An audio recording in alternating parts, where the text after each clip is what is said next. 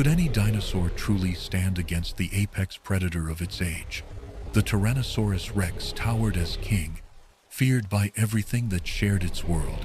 68 million years ago, North America was a realm alive with giants, forests, and swamps. This was a land sculpted by power, conflict, and survival. Amid towering conifers and flowering plants, massive creatures moved in slow shadows. Some were hunters, some grazers, but one stood out, the Triceratops, armored with horns and bone. We imagine it today as a familiar icon. 3 horns, a massive frill, a lumbering plant eater. Yet beneath that familiar image lies enduring mystery. Why did it evolve such formidable horns? Were they defenses against attackers, tools of intimidation among rivals, or an evolutionary bluff, a grand display with little function? Its frills stretched wide like a shield, edged with bone, sometimes ridged and scarred. Was this decoration or armor? Science wrestled with that question for decades. In this ancient stage, the stakes could not be higher. Across floodplains and forests, Tyrannosaurus and Triceratops coexisted, predator and prey, locked in relentless evolutionary arms race. These 2 giants were neighbors in time and space.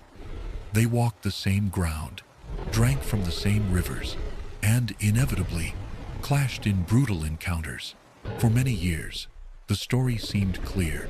Tyrannosaurus was the hunter, Triceratops, the hunted, one the relentless killer, the other little more than meat on hooves.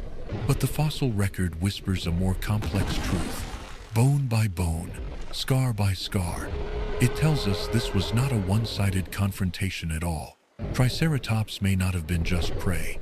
Instead, it could have been one of the only dinosaurs capable of turning the tables against Tyrannosaurus rex. And so we ask, what kind of animal was Triceratops? Victim, survivor, or the only beast that could truly face the tyrant king? For decades, paleontology painted a simple picture.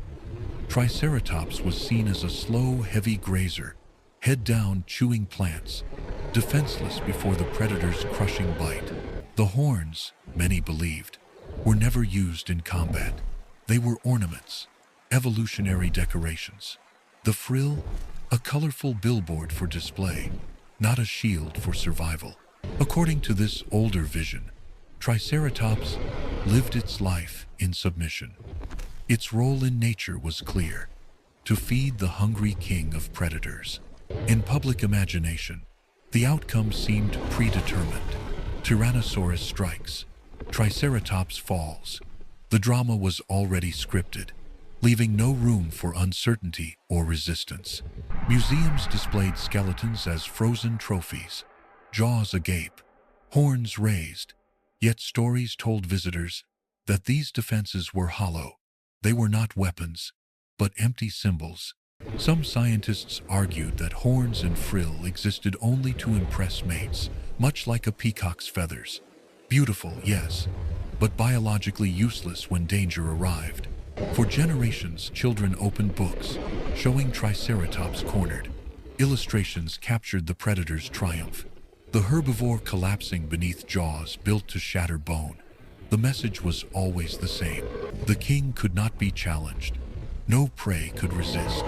In this story, Triceratops was locked into its destiny, inevitable victim to one of Earth's greatest killers. But such certainty carried a problem. It left unanswered questions. If Triceratops was truly defenseless, why did it evolve such costly, elaborate, and dangerous anatomy at all? Why grow massive horns that drained energy, demanded resources, and complicated growth if they were never used to fight, never raised in anger, never bloodied in combat? Why did fossils of Triceratops often reveal damaged skulls, healed punctures, and scars etched into bone marks that told stories of violent struggle, not passive display? The contradiction grew sharper with every discovery, and slowly, doubt crept into the scientific world. Could the old image of a helpless grazer be deeply wrong? The conflict between myth and evidence was set. Was Triceratops a passive victim or a formidable rival? The truth lay buried in stone, waiting to be revealed. The fossil record began to speak. Skulls of Triceratops revealed deep puncture wounds. Some matched perfectly the spacing of another Triceratops' horns. These animals were clearly using their weapons. Healed injuries told even more. Bone regrowth around horn wounds showed survivors of brutal clashes. These were not ornaments. They were weapons tested and bloodied in combat. Scientists found Triceratops skulls with gouges shaped like Tyrannosaurus teeth. Some wounds healed, meaning the animal escaped. Others remained fatal, silent testimony of battles that ended differently. Horn cores were solid, dense, and reinforced. Analysis showed they could withstand immense pressure. They were not fragile decorations. They were spears, anchored deep in skulls of bone. The frill, once dismissed as a billboard, showed signs of stress and reinforcement. Biomechanical modeling revealed it distributed force during clashes, protecting vital neck and spine. Computer simulations tested the impact of horn thrusts. The results were staggering. Enough power to pierce flesh, shatter bone, and potentially cripple even the mightiest predator alive. Paleontologists studied growth stages of Triceratops. Juveniles had smaller, softer frills. Adults carried massive, thickened armor. Evolution was equipping maturity with defenses needed for survival against relentless hunters. Evidence of predator-prey arms race emerged. As Tyrannosaurus grew stronger jaws and bone-crushing teeth, Triceratops evolved thicker skulls, sharper horns, and reinforced shields. Evolution's duel, written into anatomy itself. Excavations revealed bone beds. Multiple Triceratops individuals clustered. Some bore injuries consistent with group defense. They may have stood together, horns outward, forming barricades against approaching predators. This evidence reframed the story. No longer a passive grazer, Triceratops appeared as a fighter, capable of wounding rivals and standing against the tyrant king itself. Every new discovery added tension. Horn scars, bite marks, broken ribs, they whispered of encounters once thought impossible. The myth of helplessness was cracking under weight of stone truth. And yet, the greatest revelation was still to come. When predator and prey met face to face, the clash was not predetermined. It was a deadly gamble. The late Cretaceous plain shimmers with heat. Dragonflies hum. Herds graze in the distance. But one predator stalks, its shadow stretched long. Tyrannosaurus rex, master hunter, its eyes lock onto movement. A solitary Triceratops feeds among ferns. 3 horns rise above the foliage, gleaming like polished lances. The predator lowers its head, approaching. The air thickens with tension. Tyrannosaurus advances, muscles rippling, jaws armed with 60 serrated teeth. Its power unmatched. Yet ahead stands a wall of horn and bone. The Triceratops senses danger. It shifts, planting hooves firmly into soil. The frill flares wide. Breath steams through nostrils. This is no panicked prey, it is ready. A charge erupts. Tyrannosaurus rushes forward, ground trembling beneath its weight. Triceratops lowers its skull, horns angled upward. Predator and prey hurtle together, locked by survival's timeless law. Impact explodes. Horn meets flesh. Tyrannosaurus lunges, jaws snapping for the neck, but a horn scrapes across its chest, tearing skin, drawing blood. The hunter reels in fury. The predator circles, calculating. Its massive head swings like a wrecking ball, but the herbivore pivots, tracking every step. Horns, weaving a deadly defense in silence. Then, another clash. Tyrannosaurus lunges again. Jaws snap shut, teeth slicing frill. Yet Triceratops drives forward, horn gouging deep into thigh. Predator screams.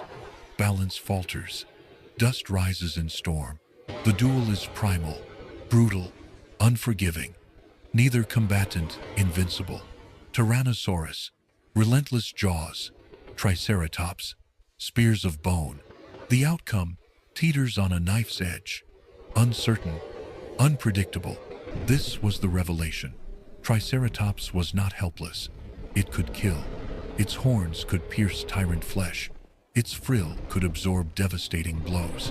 The battle was never guaranteed. In the arms race of evolution, balance was maintained. Predator tested prey. Prey tested predator. Each encounter rewriting destinies.